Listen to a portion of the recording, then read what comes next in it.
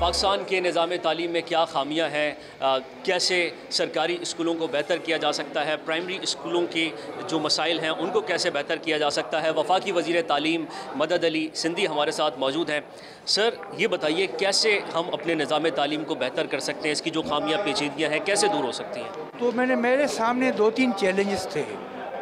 एक मयार तालीम, एक वो जो 2 करोड़ बच्चे आउट ऑफ स्कूल्स हैं, और तीसरा जो मेरे कस्टडी में इस्लामाबाद के स्कूल्स हैं, 900 600-800 स्कूल्स, कॉलेजेस, 29 कॉलेजेस। तो मैंने सबसे पहले जाकर जो गर्ल्स स्कूल थे, प्राइमरी स्कूल्स, उनके में चला गया। मैंने एक एक स्कूल का जो मुआयना किया तो मैंने देखा कि इस्लामाबाद जैसे शहर में उन स्कूलों में वॉशरूम टूटे हुए थे अंदर। तो मैंने प्रिंसिपल को कहा कि आप तो खातून हैं, आपको ये पता नहीं कि बच्चियों के लिए पानी कितना ज़रूरी होता है? ये कौन करेगा? ये किसका काम है? सर, हम लिखते हैं, जवाब नहीं आता है। बहरहाल मैंने ये उनको पाबंद किया कि 2 महीने के अंदर इन स्कूलों में बेसिक फैसिलिटीज़ होनी चाहिए। तकरीबन 1.5 करोड़ से ज़ायद बच्चे स्कूलों से बाहर हैं। कैसे इनको स्कूलों में दाखिल किया जाए? मैंने खाली बात बताई इस्लामाबाद की, जो मेरे आते हैं। कॉलेजेस में का भी मैंने किया है। जैसे मिसाल सर, कॉलेजेस में खेल ख़त्म हो गए हैं, स्कूलों से पीटी ख़त्म हो गई है। भाई, हमारे 80% लोग जो हैं वो गरीब हैं, वो प्राइवेट स्कूल नहीं बर्दाश्त कर सकते हैं, वो इन्हीं स्कूलों में जाते हैं। अब आते हैं हम आउट ऑफ स्कूल्स पे। देखें, अभी आउट ऑफ स्कूल्स के 2 करोड़ जो हम कह रहे हैं, ये तो काफ़ी वक्त से है ना। पिछली हुकूमतों ने क्यों नहीं किया? मुझे तो हैरत है कि हमारे सरकारी हुकूमतों के तरजीहात में से स्कूल्स क्यों गायब हो गए? सरकारी स्कूल्स क्यों गायब हो गए? क्यों उनको उन्होंने तवज्जो नहीं दी? ये पेशावर में हाई और प्राइमरी स्कूल के बाहर के मनाजिर है, जो गंदगी के ढेर स्कूल के बिल्कुल बाहर पड़े हैं, आप देख सकते हैं। और इस तरह अगर आपको दिखाऊं तो यहाँ पर जो स्कूल का बाहर बिल्डिंग है वो भी इंतहाई खस्ता हाल है। जो वॉशरूम के साथ पाइप्स लगे हुए हैं स्कूल के, वो भी टूट फूट का शिकार है। और उससे यहाँ पर न सिर्फ बाहर ताफुन फैलता है, बल्कि जो अंदर इनका सिस्टम है वहाँ पर भी इंतहाई बदबू होती है। ये सारे पाइप जो है वो टूटे हुए हैं, ये गंदगी पड़ी हुई है और गंदगी जो है यहाँ पर जलाई भी गई है।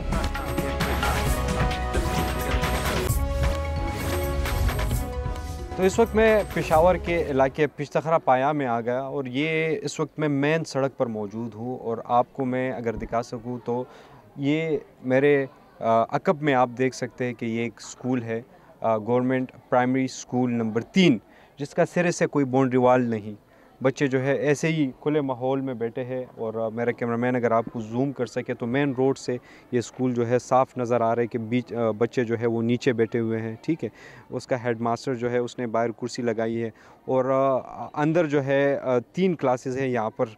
और इसके इर्द गिर्द ये आबादी है, आप देख सके कि ये सारे घर हैं। और आते जाते लोग जो है जब यहाँ से जाते हैं तो बच्चे उनको देखते हैं, पढ़ाई छोड़कर उनकी तवज्जो जो है आते जाते लोगों पर होती है।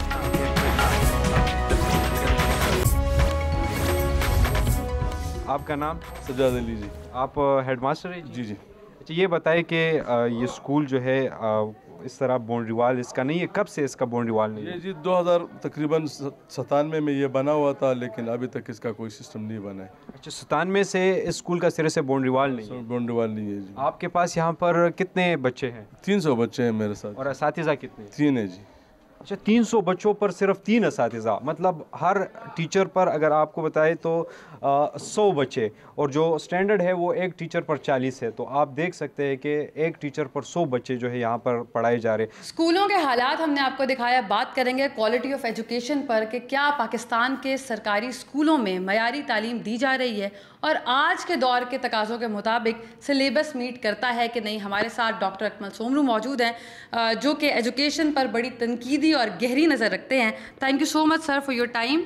सर, मुझे ये बताइएगा, आर्टिफिशियल इंटेलिजेंस का दौर है और गूगल का दौर है, बच्चा टैब तो ऑपरेट कर लेता है, लेकिन सरकारी स्कूलों का सिलेबस और मेथोडोलॉजी क्या अपडेटेड है?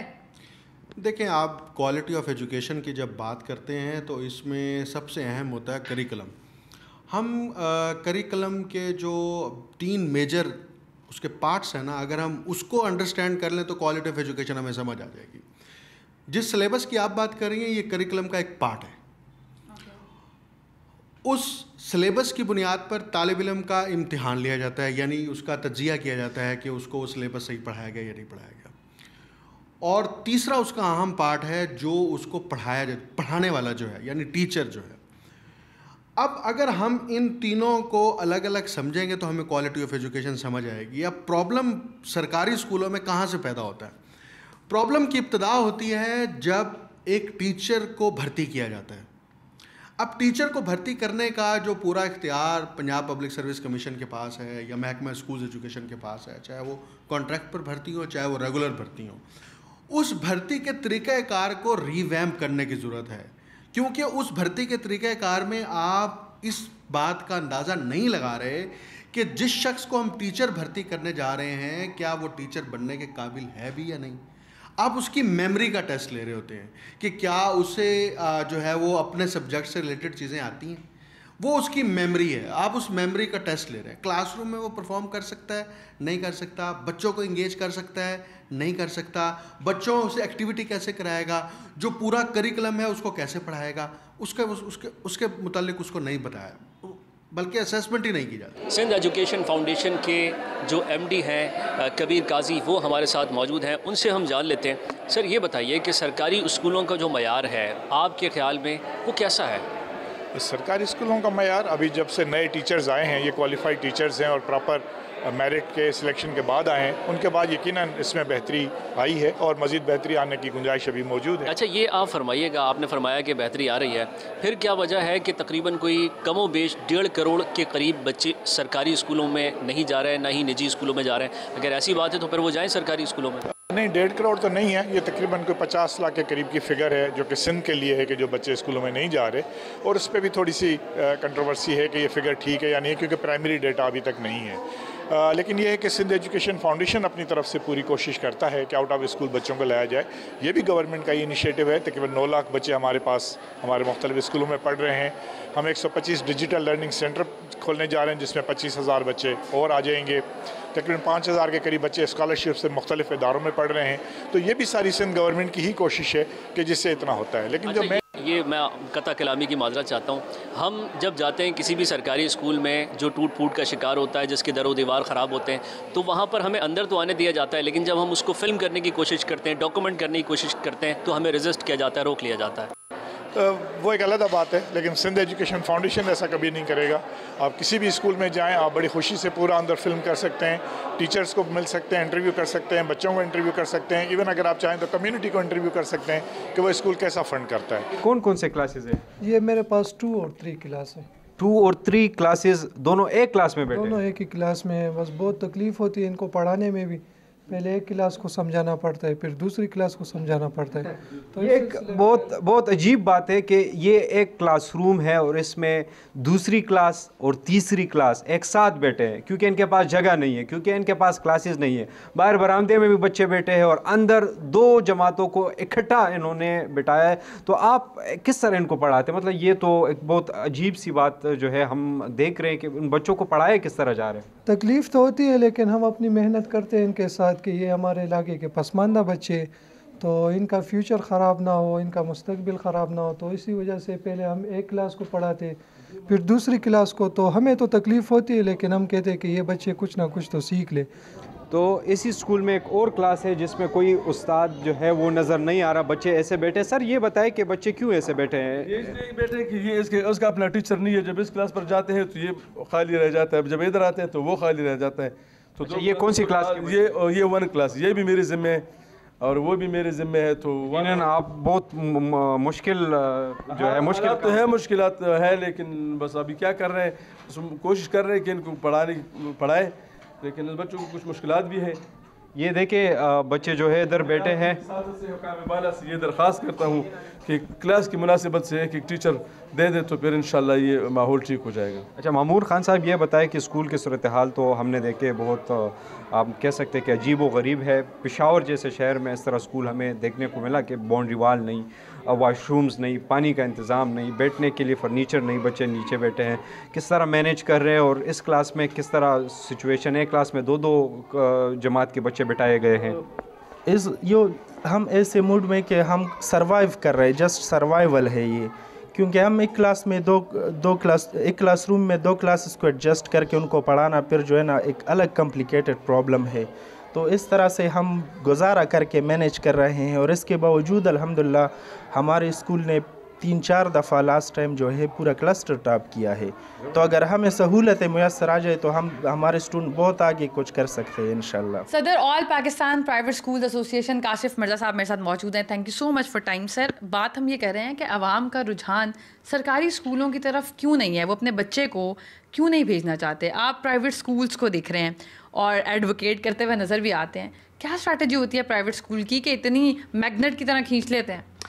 देखिए, मैं आपको एक बात बताऊं कि इसके अंदर कोई ऐसे कोई मुश्किल साइंस नहीं है। दैट इज़ वेरी सिंपल कि अगर आप क्वालिटी देना चाहते हैं तो आपको अपने इंस्टीट्यूशन के जो हेड हैं उसको लिबर्टी देनी होगी, अथॉरिटी देनी होगी। हमारे प्रॉब्लम ये है कि इनके जितने अफसरान हैं, चाहे वो गवर्नर है, CM है, प्राइम मिनिस्टर है, प्रेसिडेंट या इवन सेक्रेटरीज, इनके बच्चे तो हमारे अदारों में पढ़ते हैं, तो इनका अपना कोई स्टेक या इंटरेस्ट अपने गवर्नमेंट स्कूल या पब्लिक स्कूल में नहीं होता। अभी हम इसकी एक मिसाल यूँ भी देख लेते हैं कि अगर आप आर्मी के पब्लिक स्कूल आप उनको देखते हैं, वहाँ पे स्पाई से लेके ऑफिसर का बच्चा भी उन्हीं के स्कूल में पढ़ता है। वहाँ फैसिलिटीज़ भी हैं, वहाँ पे आपको इन्वायरमेंट भी अच्छा मिलता है और रिजल्ट भी मिलते हैं। जबकि हम इसी को जब पब्लिक स्कूल में देखते हैं, 1,52,000 स्कूल थे 25 साल पहले, आज 1,31,000 रह गए हैं।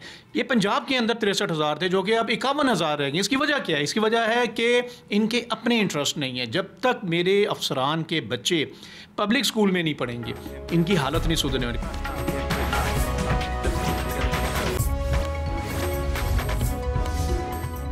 स्कूल में असातिज़ा की कमी के बायस स्कूल का जो चौकीदार है वो इस वक्त बच्चों को क्लास पढ़ा रहे हैं, क्योंकि बच्चे जो है वो फारिग बैठे रहते हैं। असातिज़ा की कमी है, स्कूल का कोई बाउंड्री वाल है नहीं कि वो चौकीदारी करे।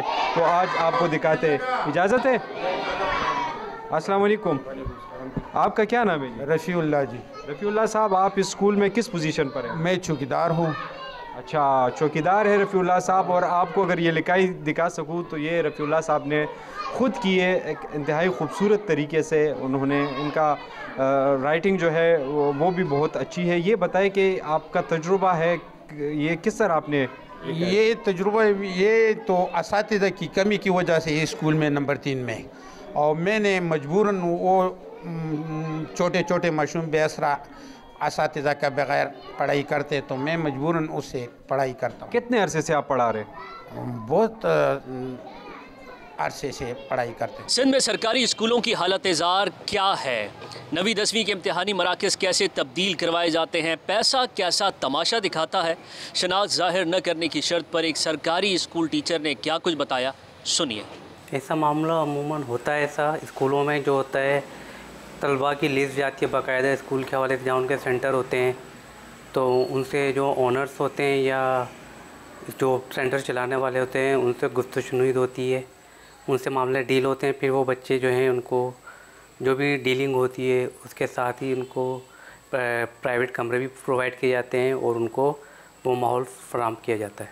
इसका मैकेनिज़्म क्या होता है? बीच में कौन लोग इन्वॉल्व होते हैं? असातिज़ा खुद होते हैं या फिर प्रिंसिपल की सतह पर होता है या फिर इससे भी ऊपर की सतह पर? ये अमूमन ये जो बोर्ड के कुछ एजेंट्स होते हैं वो ये काम कर रहे होते हैं, वो अपना इन्वॉल्वमेंट रखते हैं, क्योंकि उस्तातिज़ा जो है वो इसमें इंटरेस्ट नहीं रहते हैं, क्योंकि उनका एक लेबर होता है।